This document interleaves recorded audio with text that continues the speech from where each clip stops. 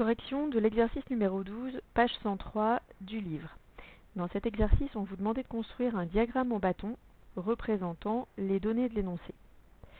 Les données de l'énoncé, c'était Ben qui a compté le nombre de SMS qu'il a envoyé chaque jour de la semaine.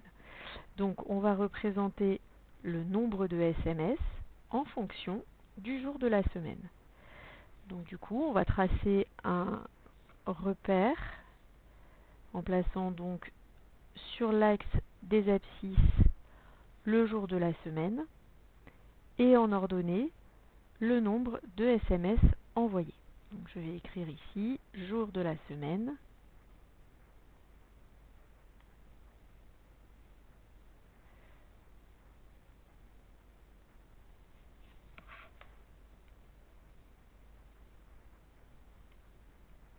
et ici le nombre de SMS en ordonnée. Alors les jours de la semaine, il va falloir choisir une graduation. On peut se dire que tous les 3 carreaux, après ça dépend si vous avez des grands carreaux ou des petits carreaux sur vos cahiers, on va mettre lundi, mardi, mercredi, jeudi, vendredi, samedi et enfin dimanche. Comme on va faire un diagramme en bâton, je ferai juste un bâton qui monte en hauteur et qui indique le nombre de SMS en ordonnée pour chaque jour. Alors après, attention, si vous décidez qu'un carreau représente un SMS ou même que 1 cm représente un SMS, ben on va être vite embêté, puisque déjà rien que le lundi, il y a 35 SMS d'envoyés, donc ça veut dire qu'il faudrait monter à 35 cm. Ça ne tient pas sur une feuille de cahier classique. Donc il va falloir choisir une unité qui soit adaptée au cahier.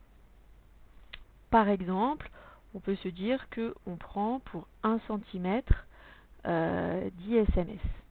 Ce qui permet de monter jusqu'au maximum, puisque si on regarde, le maximum ça va être 100 SMS le samedi. Donc on va faire 10, 20, 30, 40, 50, 60, 70, 80, 90, 100. Ça permet de faire rentrer ça sur mon graphique. On utilisera à peu près en gros donc 10 cm en hauteur. Si vous avez décidé d'utiliser toute votre page de cahier, vous avez pu mettre 5 SMS pour 1 cm. À ce moment-là, il vous faut 2 cm pour arriver à 10 SMS et il va vous falloir 20 cm de haut pour arriver à 100 SMS. Mais ça tient sur une feuille de cahier A4, donc vous pouvez très bien prendre cette graduation-là ou toute autre graduation qui marcherait. Ce qu'il ne faudrait pas, c'est peut-être prendre une graduation où vous avez 1 cm pour 50 SMS, parce que là, on ne va plus rien voir par rapport à ce qui est à placer. Ensuite, on va y aller. Le lundi, il a envoyé 35 SMS, donc on monte 10, 20, 30. Là, on aurait 40, donc le 35 va se trouver ici. On peut indiquer sur l'axe des abscisses la valeur 35 et ensuite on trace. Alors, je vais faire un trait un peu plus épais, mais je vais surtout enlever la flèche.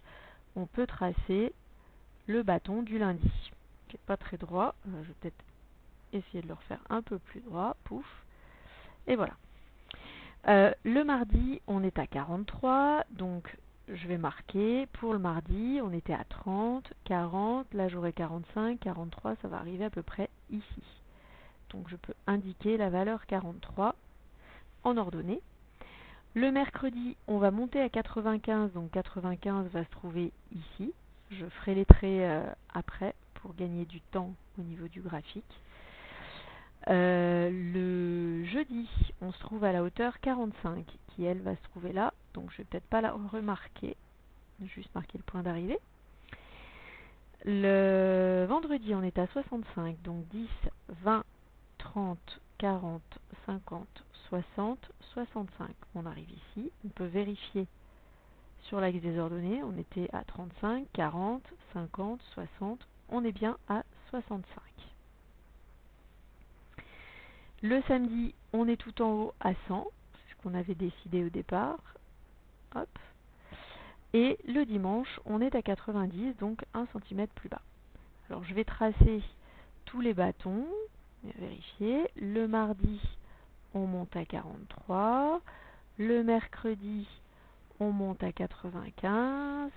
Le jeudi, à 45, le vendredi à 65, le samedi à 100 et le dimanche à 90.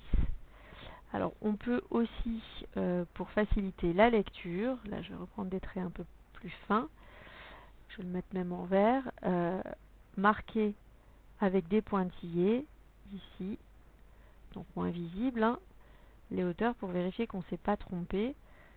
Évidemment, j'espère que vous faites ça plus proprement que moi, c'est-à-dire en utilisant une règle qui vous permet d'aller bien droit et bien parallèlement, surtout à l'axe des abscisses et l'axe des ordonnées. Parce que moi, je manque un peu de... La résolution n'est pas toujours très bonne. Et voilà. On obtient donc le diagramme en bâton qui représente les données de l'énoncé.